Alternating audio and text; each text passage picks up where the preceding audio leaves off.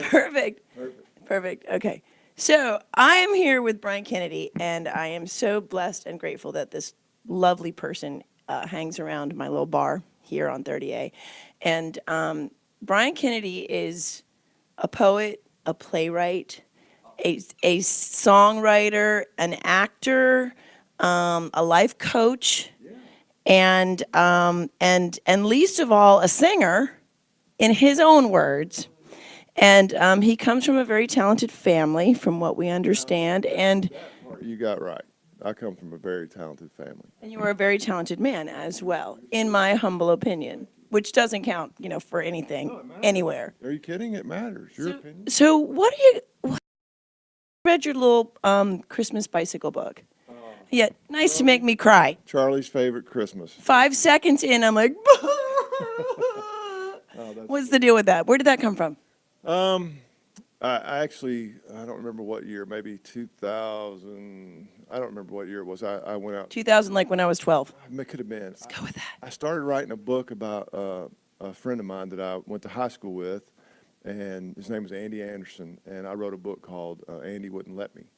So you can get that book at, I think it's on lulu.com, Lulu.com.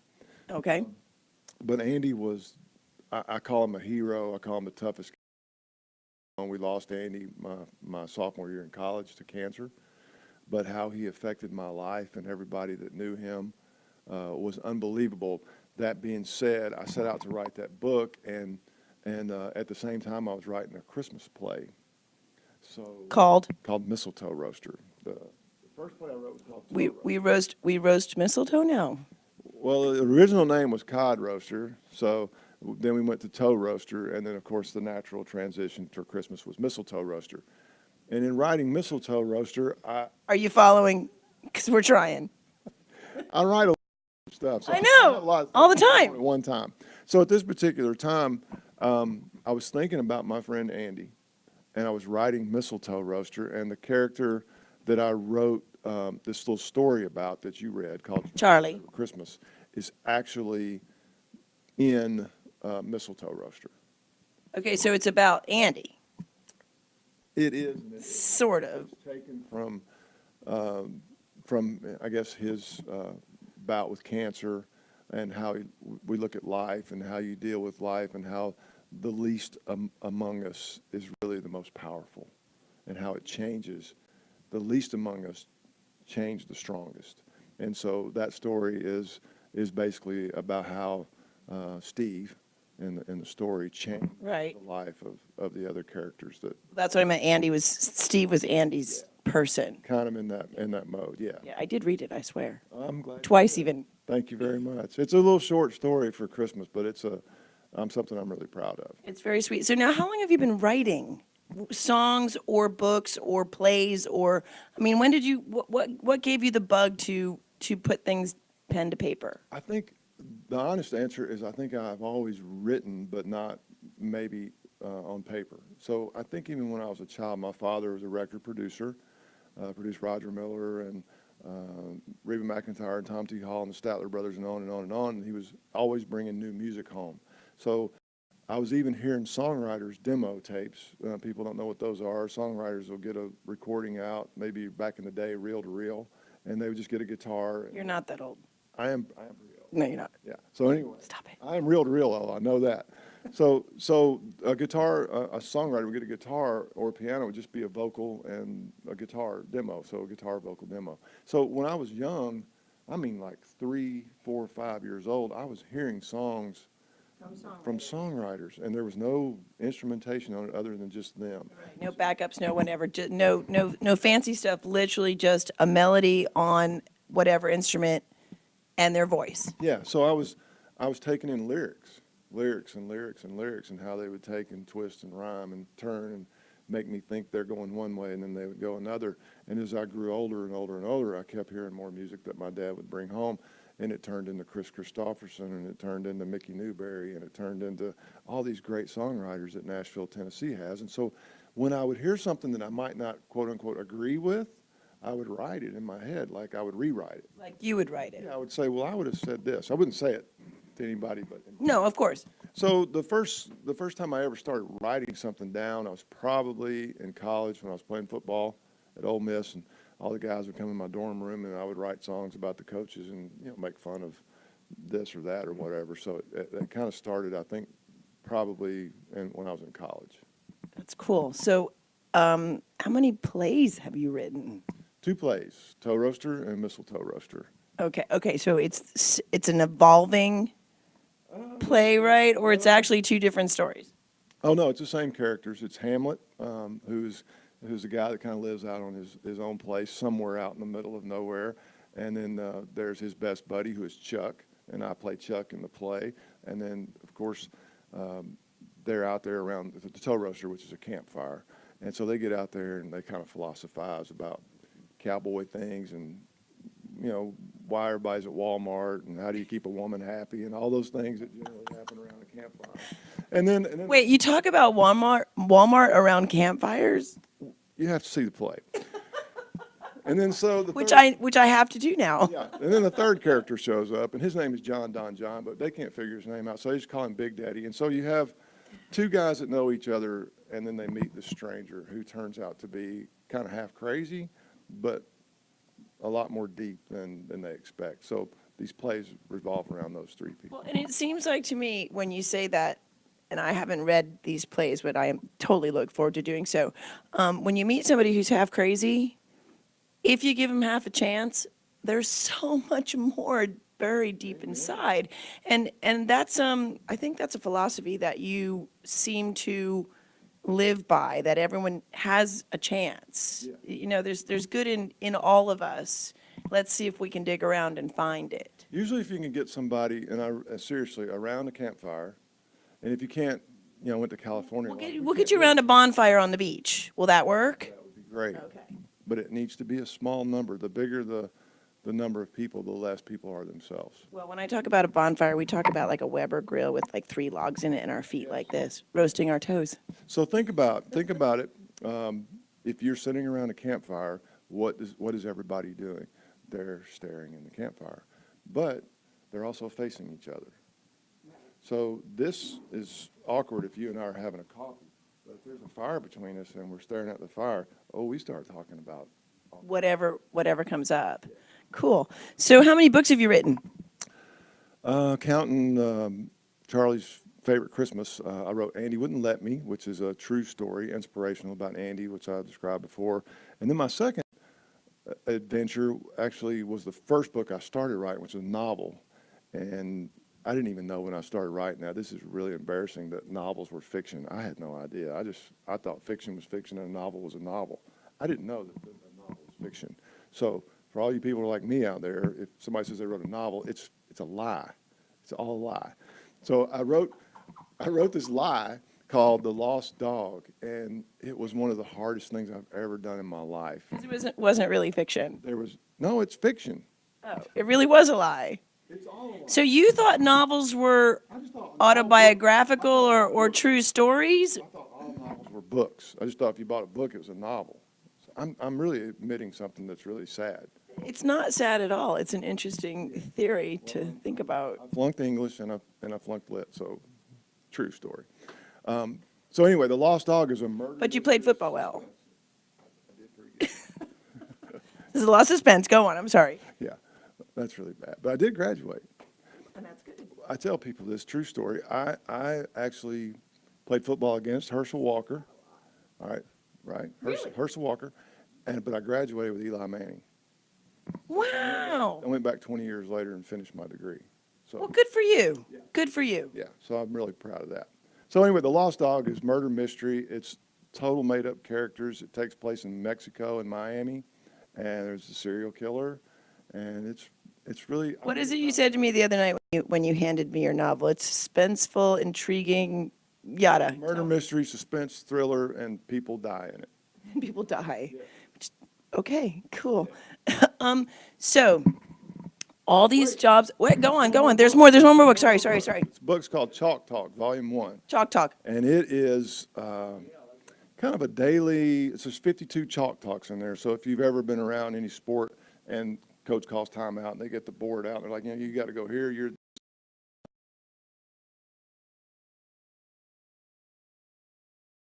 Chalk Talk, you're you. So you got X's and O's, and there's a letter U. And you really need to think about what you need to be doing in your life. So Chalk Talk is 52 inspirational. And that's more of your life coach stuff going on. Think- And how did you bounce into that?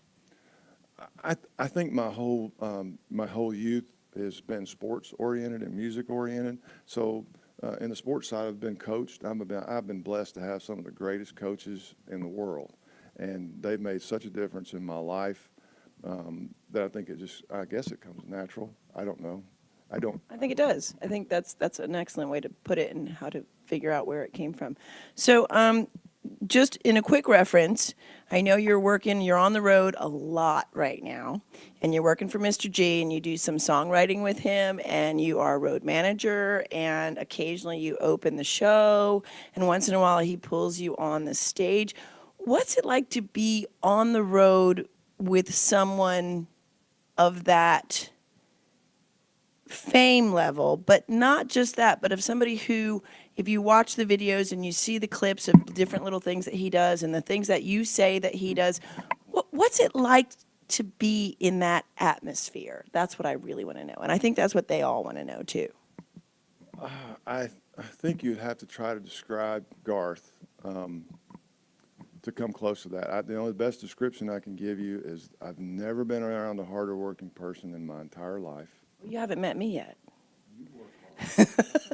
Maybe not as hard as him, but I work pretty hard. You work really hard, and I tell people that, and that's why people love you, because you can come to Reds and she'll be singing and taking your order and remembering what you ordered while she's singing another verse, and then she's got another request and she's serving somebody else a drink. It's unbelievable while she's busting her. I didn't mean to hijack that conversation. Let's back to Garth. You work hard, and I recognize that. I mean, and people should recognize that, because it's a trait that's not admired anymore, it seems like. You're a hard worker, and I love you for that. My boss, I heard him say the other day that he wakes up every morning and his goal is to laugh more than anybody on the planet.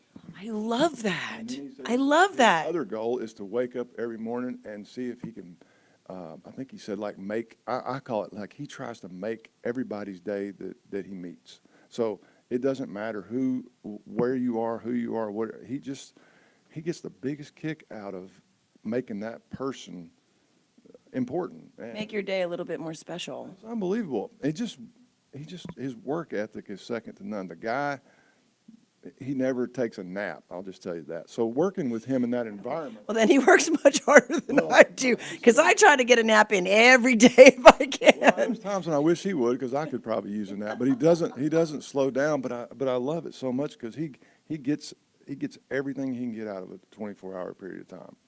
He is and it's always about somebody else. So it's to be in that. I don't know. I've been almost 30 years with him. Oh, wow. I had no idea. Yeah. So I don't really know if I know what it's like to be in the middle of it. Because you grew up basically doing it. I mean, you've been living it your whole adult life. Yeah, I was with him before he ever, signed his record deal. So I don't know if I know what it's like. It just is. It just is. Yeah. Well, it's a great ride. What is your favorite part of all of your hats, including that big black one you're wearing right now? What is your favorite hat to wear?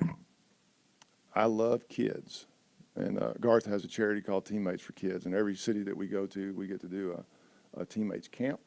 So every city across America for the last 3 years, I have gotten to see youth in those different sections and part of the United States of America.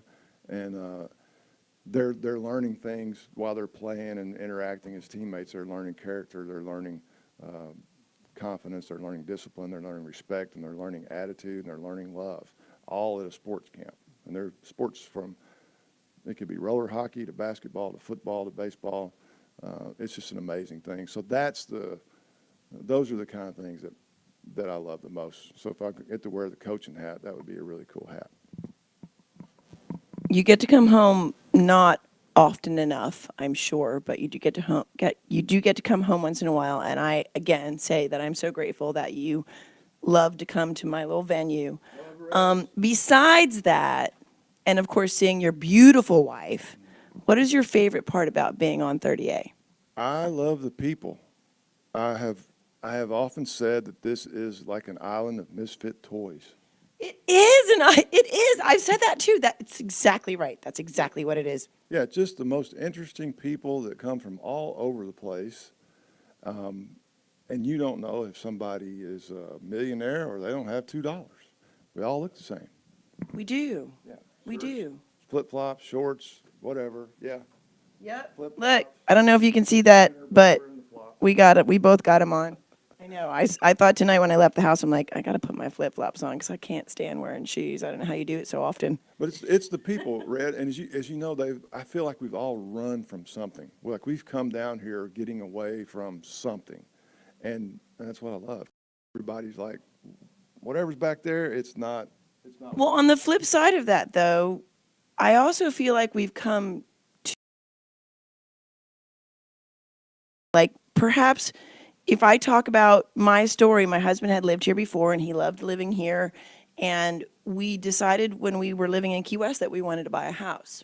So we ran from really high mortgage payment to a really medium-sized mortgage payment. But we ran to. And we also discovered that the people here are from every walk. It's not just about the South. It's not just about coming from the North, because we came from the Souther.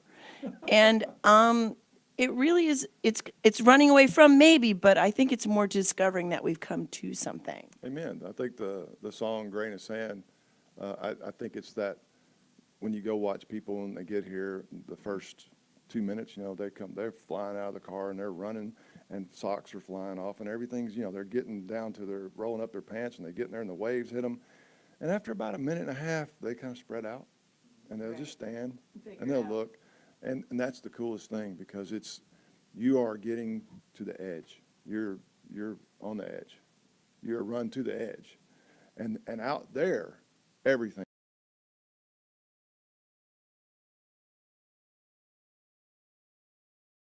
Something we all find that we have each other.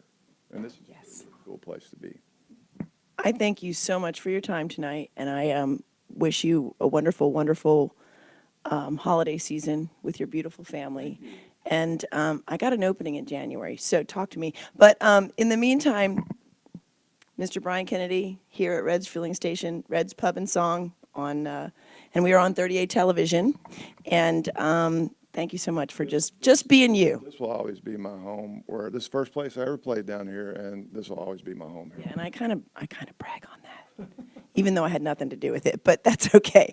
But it's your home, and it'll always be your home. So long as I have something to do with it, this is your home. Thank you for that. Thanks, guys. Thanks for joining us on 38 Television, and thank you again, Mr. Bryan Kennedy, and we'll see y'all soon. And by the way, you may not love country, but you'll always love him.